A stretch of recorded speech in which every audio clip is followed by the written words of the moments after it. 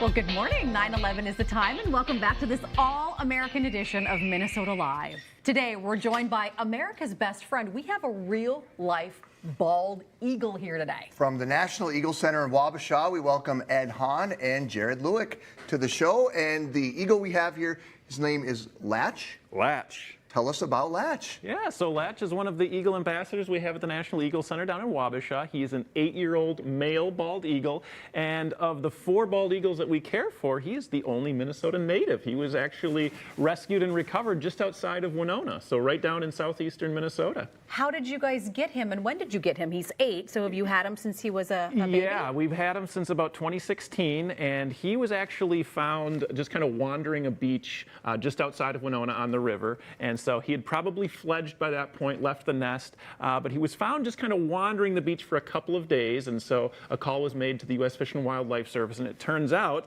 that their boat was actually in the shop, so they ended up joining one of the cruises from the Winona tour boat, went out there and rescued him during one of their tours. No kidding. Yeah, Wow. So he actually has left side blindness, so he's blind in his left eye, probably suffered some kind of a traumatic injury to that, so he has a detached retina, and when you're a young bird like that, that's really hard to overcome because they're such a visual animal. Yeah. He's absolutely gorgeous. Yeah, and so like the look, the face. Let's look at the eyes. The brows are heavy. The brow, Yeah. Yep. No, he is just a rock star educator. He does a lot of traveling, just like he's doing today. He goes to places like public libraries, public events, a lot of schools. So does a lot of outreach. When you see him start to try to take flight over here, is this a nervous behavior? What is he? Is he just wanting to check out the area? Yeah, he's just kind of checking out the area. If he were outside, a lot of times if there's a wind that picks up, he'll put out those wings and kind of glide. We call that paddling, so it's a very typical behavior. But yeah, he's just kind of taking things in right now and getting used to his new setting. So How does his size compare to an eagle that would be out in the wild at his age? Yeah, so with all raptors, the females are always a little bit larger than the males. So compared to if any of his nest mates were females, they'd be a little bit larger than he is now. And then the further north you get, closer to the pole, where you get harsher conditions, colder climate, they tend to have a larger body mass. So you have that range in size for eagles going from the north down to the south. So he's pretty typical Midwest male. He comes in at right around 7-8 pounds.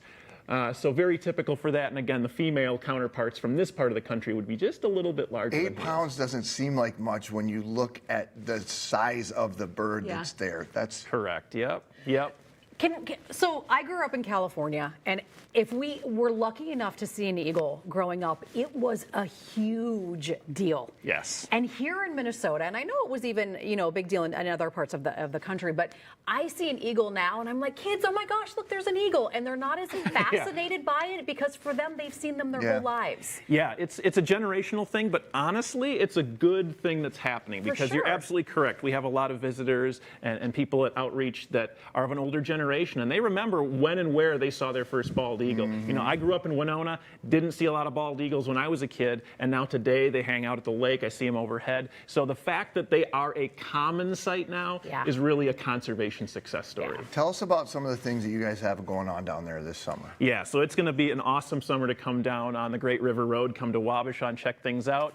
We have a festival coming up here in June called our SOAR Summer Splash. So on June 22nd and 23rd, we will have some outdoor programs going on. We will have some special exhibitors there, so people will be able to bring their families, just kind of check things out. Lots of activities going on for learners and members of all ages coming to the center. You mentioned you guys didn't have a boat out at the time when he was found on the beach. Tell us about the boat experience, though, because you guys take people out. You kind of have like a floating classroom. Yeah, so for the past several years now, we've done these summer bald eagle viewing cruises. They're 2-hour excursions. We partner with Winona State University. They have what they call a floating classroom. It's the Cal Fremling boat.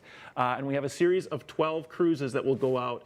The first one is tomorrow afternoon, and then they run through October 12th. So there's plenty of opportunities for people to join us this year and really see these majestic birds right out there in the beauty of the Mississippi. I was going to ask, are people on the boat typically seeing eagles? Oh, absolutely. We see eagles, we see nests, and we see all sorts of other wildlife that's native to this part of the country. We were not too far from you. We were in Lake City a couple weeks ago, and it's like the eagles were everywhere. I mean, it's just there's so many in that area right now. So. Yeah, we live in a very beautiful part of the country, and when it comes to bald eagles, we're very spoiled. Minnesota actually has the second largest population of any state in the union. Oh, wow. Far behind Alaska. They are #1 in that department. But yeah, we have a lot of bald eagles around here, so you get to see a lot of this beauty every single day. What is Latch's wingspan? Because when he does kind of lift off of Jared's arm here and he flaps his wings, it's like you can feel the breeze and the air that he moves. Yeah, so his wingspan's going to be over 6 feet. It's going to be between 6 and 7 feet, closer to the 6-foot side. Again, he's going to be on the smaller side of things because he's a male.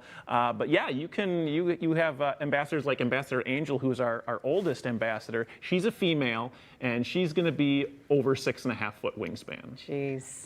Those talons don't even look real. That looks like. That's the business end of the bird. Is that 2 inches long at least? Maybe more like 3?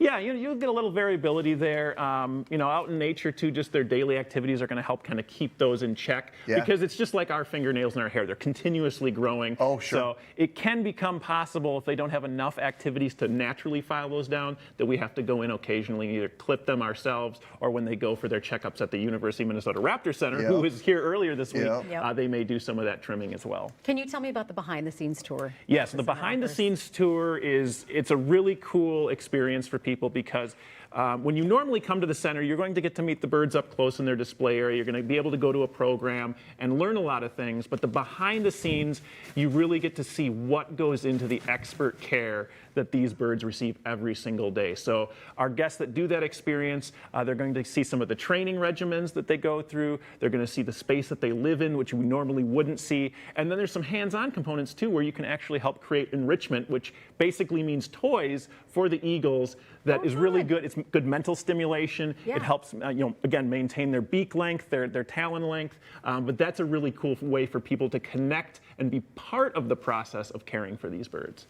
So cool. I am amazed. Megan, you guys have been there a couple times, haven't you? No. Oh, you haven't? No, I thought you'd been there. I've been to the Owl Center in Houston.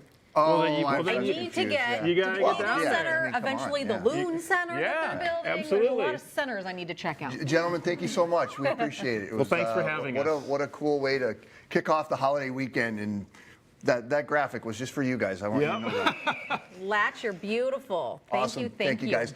You can visit the National Eagle Center in Wabasha Monday through Friday. We'll post a link for you with more information on your favorite website, minnesotalive.com.